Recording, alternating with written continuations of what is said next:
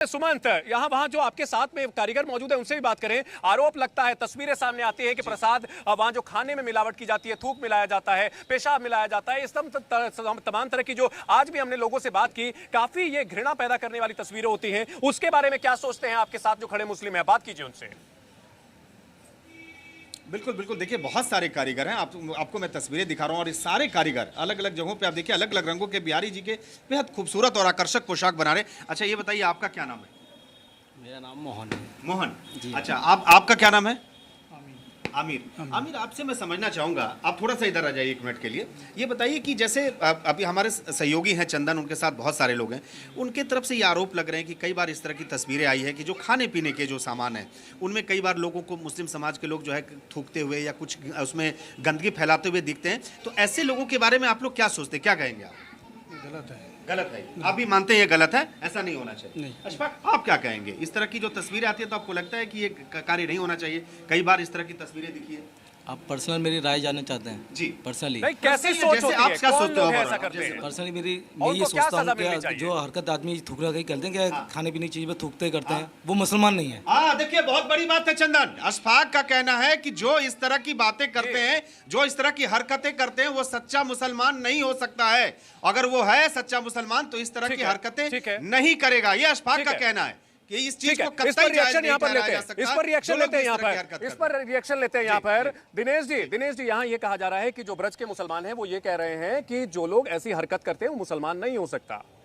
देखिए जब तक मुसलमान 5% में है तब तक वो राधे राधे बोलेगा, भारत माता जय बोलेगा। जिस दिन मुसलमान 50% हो गया वही सबसे पहले तलवार लेके आगे रहेंगे और वही हमला करेंगे। ये जब तक अल्पसंख्यक है जब तक मान लेते हैं, जिस दिन ये बहुसंख्यक आधे हो जाएंगे उसी दिन इनका क्राइम चालू ये हो एक जाता बड़ा है। बड़ा गंभीर आरोप लगा है इन सब के बीच। मुमताज आलम रिजवी साहब, आरोप ये लग रहा है कि ब्रज का मुसलमान जो आबादी में कम है वो राधे राधे भी बोलेगा, पोशाक भी सिलेगा और यहाँ भाईचारे की बात होगी, लेकिन बरेली में जहां आबादी में ज्यादा हो जाएगा वहां फिर जो है ऐतराज उठाएगा, खून की होली खेलने की धमकी देगा, फिर रथ यात्रा पे पत्थर फेंके जाते हैं, शोभा यात्रा पर जो है हमला किया जाता है, इस तरह के आरोप लगते हैं। डेमोग्राफी की बात हो रही है सर, जवाब दीजिए।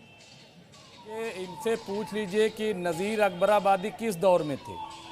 उस दौर में थे कि जब भारत का बंटवारा नहीं हुआ था और मुसलमानों की तादाद बहुत ज़्यादा थी, अंग्रेज़ों की यहाँ हुकूमत थी। और पीछे अगर चले जाइए तो आपको मिलेगा कि मुगलों के दौर में भी होली खेली जाती रही है। बरेली में धमकी दी तो गई, इसलिए बरेली में धमकी दी गई, शोभा यात्राओं पर पथराव होता है।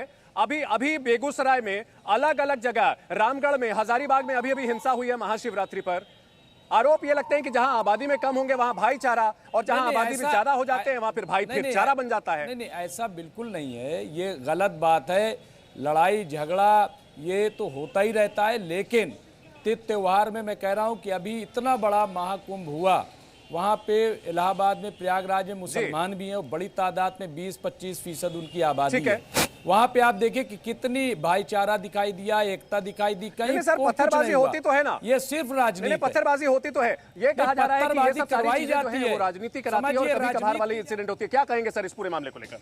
नहीं, इनकी शिक्षा और दीक्षा में ही आतंक सिखाया जाता है। परिवार से लेकर के शिक्षा तक यही समझाया जाता है कि अपनी संख्या बढ़ाइए।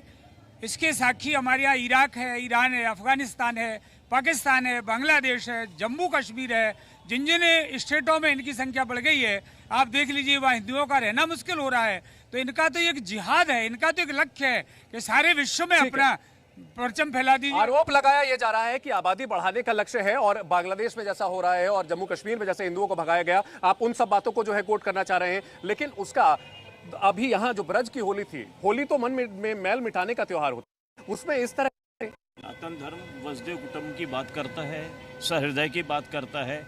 आप स्वागत है आपका, लेकिन आप मोही कपट छल छिद्र न भावा, कपट छल छिद्र छोड़ करके और आत्मसात करके यहाँ रहीम कवि भी हो चुके हैं, उनका भी आज मजार बना है, उसको हम लोग जाके मानते हैं, उनके दोहा पढ़ते हैं, उनको पढ़ते हैं कि उनने दिल से अंतरात्मा से कहा।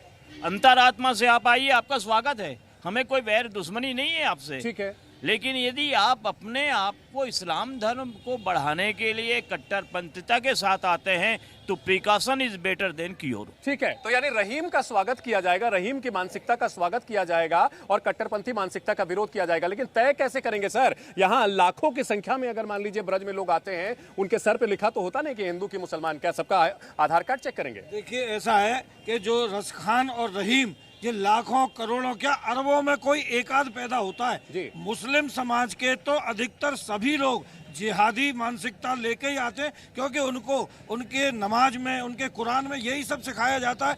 ये बात पक्की है कि यहाँ पर अभी संख्या कम है, अपने व्यापार के कारण वो राधे राधे भी बोलेंगे, भारत माता की जय भी बोलेंगे, मगर इसके अलावा आपको बता दूं हमारे वृंदावन के लोग भी मुस्लिम समाज से बहुत त्रस्त हैं, जबकि वो 5% होने के बाद भी हमारे बगल के मंदिरों में लाउड स्पीकर नहीं चलने देते हैं, तो उनको तकलीफें होती है। तो ये लेकिन सरकार तो योगी जी की है, और लाउड स्पीकर तो धार्मिक स्थलों से जो तय सीमा से ज्यादा वाले हैं वो हटाए जा रहे हैं। ये जरूर हटाए जा रहे हैं, मगर वो अपने आस पड़ोस में जितने भी मंदिर हैं उनको सबको आतंकित करके रहते हैं। आज भी वृंदावन की ये स्थिति है जहाँ 5% है, राधे राधे बोलने के बाद भी इनका एक बड़ा आतंक है मुस्लिम समाज का। ठीक है।